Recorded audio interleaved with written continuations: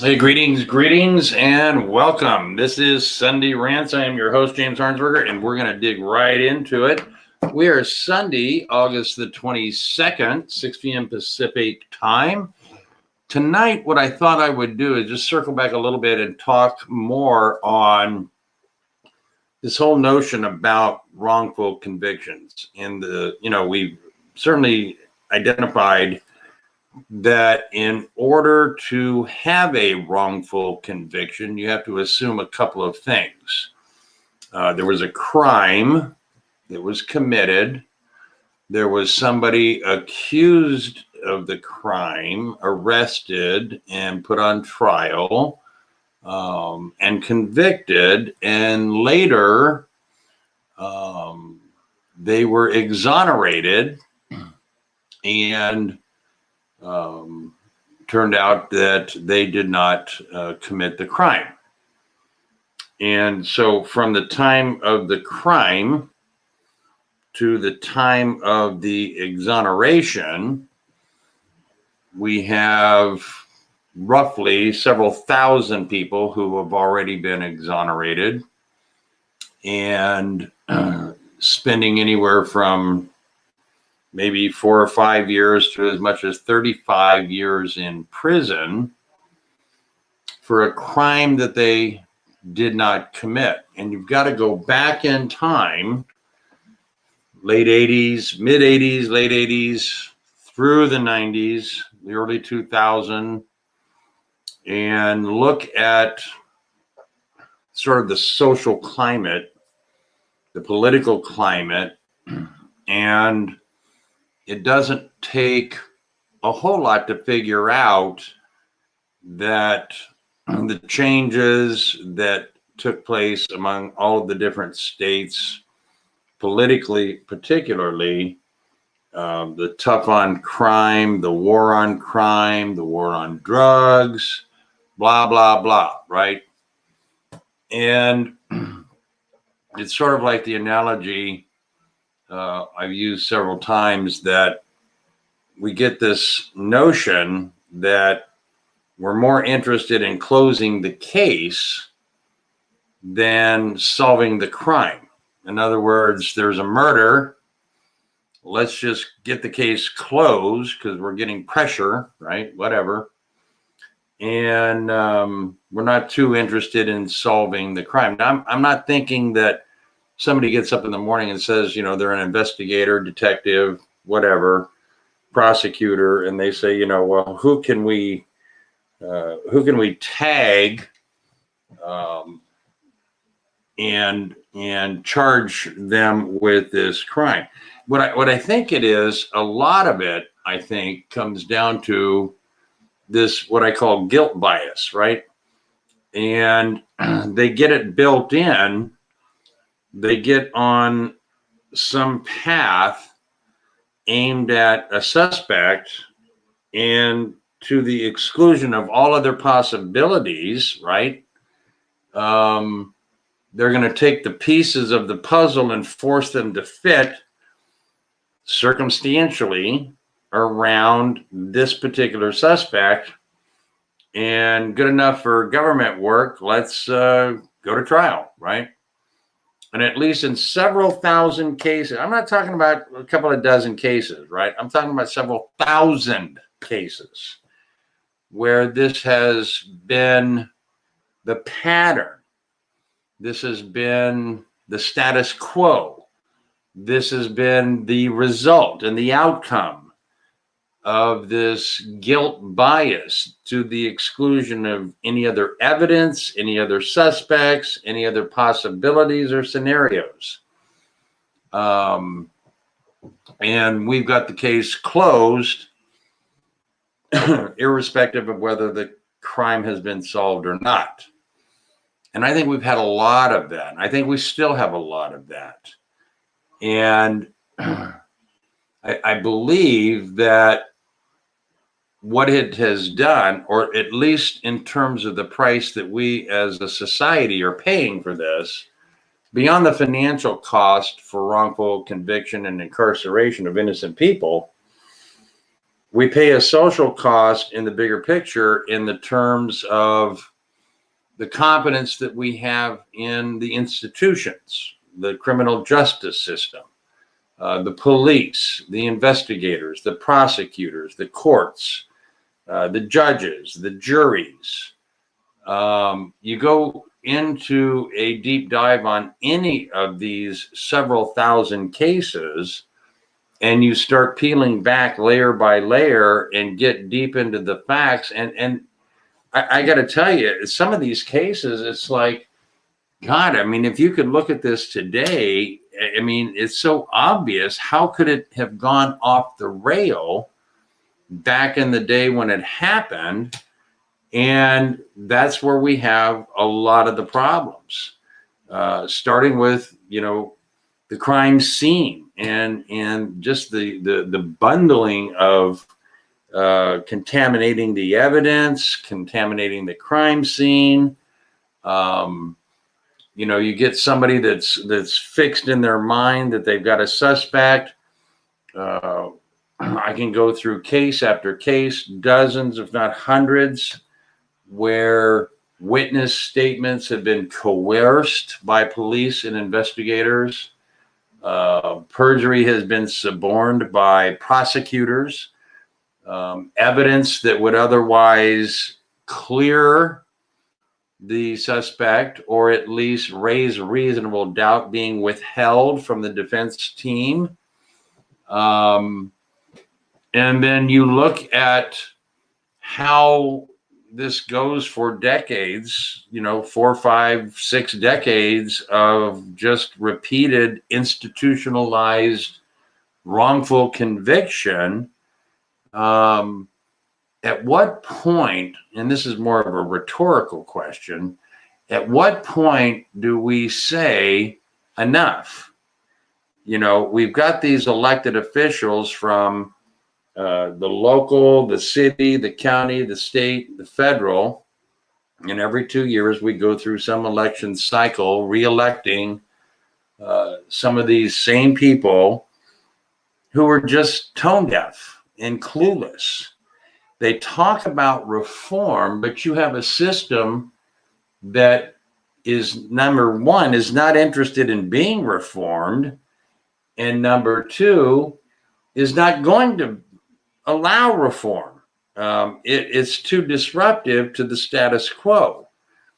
And I'm not certainly wearing my 10 hat conspiracy theory, but I can tell you that the institutionalization and monetization of our prison system is a whole different topic, with investment bankers, Wall Street, all of these things play into the dynamics behind the scene of what goes on to continue to perpetuate a failed system that I doubt very many people have a lot of confidence in. And then you take the average citizenry and the public.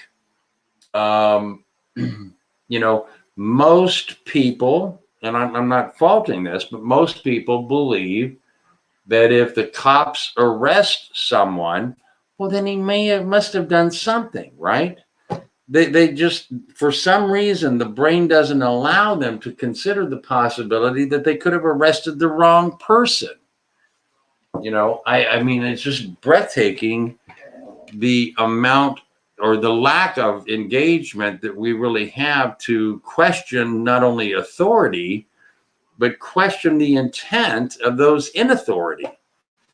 And when we have this many thousands of cases that have already been established, these people were convicted and later were exonerated. So we're not talking about people that are still waiting to get some form of justice meted out for them. We're talking about people that were actually serving life sentences, some on death row, for crimes that they didn't commit to begin with, right?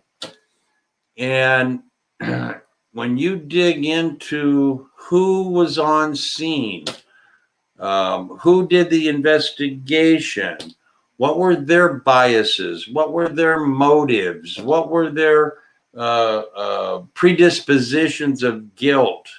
Were they so fixed on one suspect because they had some axe to grind with that person?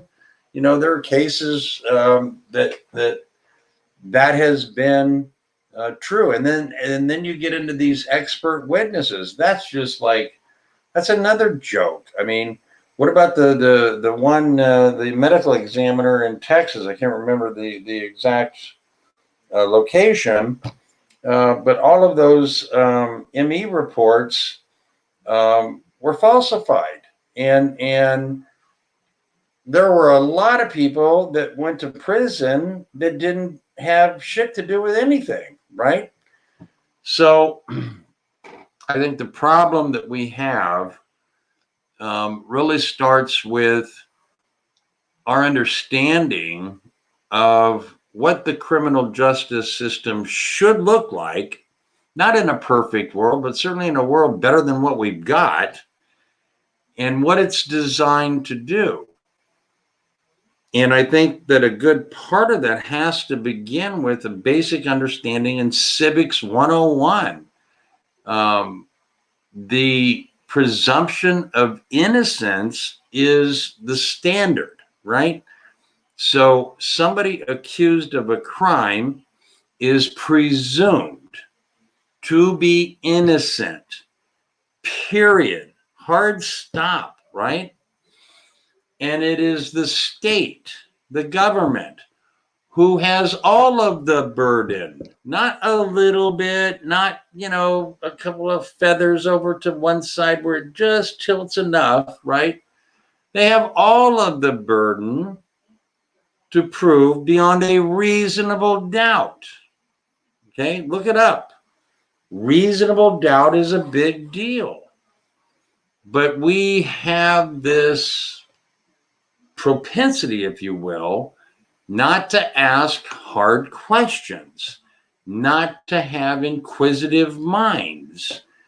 We think or believe on some level that if the cops arrested some suspect, then he must have or she must have committed the crime, or the cops wouldn't have arrested them. How many cases of false arrest do we have every day, every week, every year in this country? Thousands. So we've got to start with the basic understanding that every person accused of a crime is already presumed to be innocent, and the state better, bone up and get it right, not get it done, and prove to a jury beyond a reasonable doubt that you got the right person that did that crime. And it's not about closing the case. It's about solving the crime. And think of the tragedy of the victims and their families thinking, after 30 years, somebody's been serving time for a murder, and then 30 years later, they're exonerated. That means that there's a murderer still running loose. How many more crimes did that person commit because you got the wrong person in prison, right? And I just got to tell you, the more you look at this, the more angles there are to consider, and the more dynamics there are. I mean, human beings are flawed, right? We're not perfect, and we make mistakes. But here's the problem. When you're on that side of the criminal justice system and you make a mistake, it's all about covering your ass, covering it up. And don't let anybody find out that you got the wrong person, right? And that's why we have so much resistance, particularly here in California, to get somebody, a new trial and overturn a conviction is, God, you have a better chance of winning the lottery 3 times out of the week than you ever have, getting an innocent person exonerated in California. It's the toughest state in the country, I believe, from a study I read. I think it was done at Berkeley Law. Anyway, the problem comes down to a basic lack of understanding And some of the biases and the presumptions that we make when we jump to conclusions. Just because the cops arrest somebody doesn't mean shit. What it means is they have some probable cause, they believe, that allows them to tie that person to that crime, and that's going to start the process. How did they get there? How did they get to the point where they said, okay, Joe is our suspect. We have enough probable cause. Is that because they didn't look at anybody except Joe and they tried to make a widget out of a whack job case and force it to come to that conclusion? You know, there's a lot of this stuff that goes on every day. And I got to tell you, I've read some of these studies and read some of these cases and reports, and some of these detectives and investigators are not the brightest light bulb in the socket. I got to tell you, they're about 3 sandwiches short of a full picnic, and how they got their job and how they've kept their job is amazing to me.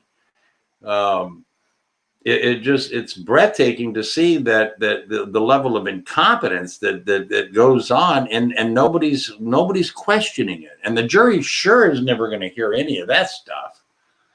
So I think part of the thing that we have to do is recognize that as a society, we're paying a bigger price beyond the monetary fiscal price of what it costs us in taxes that we have to pay to maintain a system that is an abject failure, in my mind, in my opinion. And all of this is just my opinion, right? So it doesn't really count for anything other than I'm just another voice of millions of people out there that are just sick and tired of being sick and tired with a system that doesn't work. And I think the price that we pay is that, you know, we've lost confidence. I certainly have. I've lost confidence in the police as an institution. I'm sure there are great men and women that wear the, I wouldn't do that job for no amount of money. I mean, that's a bullshit hard job, right? And God bless them for those that do that. But for the ones that are assholes and that are breaking the law and have no respect for due process or constitutional rights, put them in jail, as far as I'm concerned. The prosecutors are the same. I'm sure there are good men and women that work at the DA's office and the county prosecutor or the city prosecutor. I'm sure they have good intentions, but you know, they go off on a tangent, and once they lock hold, it's like a dog on a bone, man. They're not going to let go, even when they're wrong. And it's, God, talk about ego. A lot of shit just gets in the way. And then the court system does nothing but to compound the problem and make it worse. And, you know, so we've got to understand and recognize that we're all paying this price. We have less confidence in the institutions that are supposed to be there to serve we the people. We have less confidence that somebody that is wrongfully convicted is ever going to get anything close to justice. We've got a bunch of people that just spend a lot of time mentally masturbating with their egos about this, that, and the other thing, and they don't give a shit about due process. So, you know, I don't know, other than the fact that we've just got to recognize that this is costing us a lot more than I think we're recognizing or willing to pay. In the long run, we're going to pay a bigger price for this. Every day, we have even one person sitting in prison for a crime they didn't commit, let alone the thousands that we've already exonerated, and tens of thousands more probably waiting to be exonerated. All right, so what you've got to do, if you do anything, is just increase your awareness. Just start understanding that there's always more to the story. You're never going to have the whole story in any crime, especially. But the state has the burden, and we've got to educate ourselves about understanding that the system is flawed. The system has a lot of flaws on every level, from the judges down to the beat cop. And I'm not here to throw darts at anybody in particular. I'm just going to say all the people that are asshats need to get out of the system and go do something else. And that would solve probably half the problem. But we've got to recognize that I believe that we continue to pay this price and lack of confidence in our institutions. And at some point that gets so burdensome and so heavy, they start breaking down. And then we have a very different problem that I don't think any of us want to have in this country. We have anarchy and chaos, and that's not an answer to any of this. I certainly don't know what the answer is. I know what the questions are, and I know what the problem is. And so I'm going to keep talking about that, reaching out to civic groups, churches. I'm working on an update for everybody, hopefully by the end of the month, going into next month on Jermaine Smothers' case. Our first initial efforts to do some outreach and helping him get some justice. And, I'm just terribly disappointed that the promises that are enumerated in the Constitution and the Bill of Rights are broken promises. They don't count for anything when we can look to the cases, the thousands of cases of innocent people that were convicted wrongfully and spent any amount of time, let alone 35, 39, 40 years or whatever. So ask different questions, challenge authority, don't assume anything, always know there's always going to be more to the story. And remember that when you see something on the news about somebody being accused of a crime, that's an accusation. Nothing's been proven yet. And they're presumed to be innocent. And we at least owe every accused individual the decency and respect of the presumption of innocence that is supposed to be guaranteed, for God's sake. Anyway, all right. My name is James Harnsberger. I'm your host for Sunday Rants. And next week, we're going to do it again and kind of wrap up and move to the next step in some of our outreach efforts for CalFeeja. With that, peace out. We'll talk to you next week. Take care.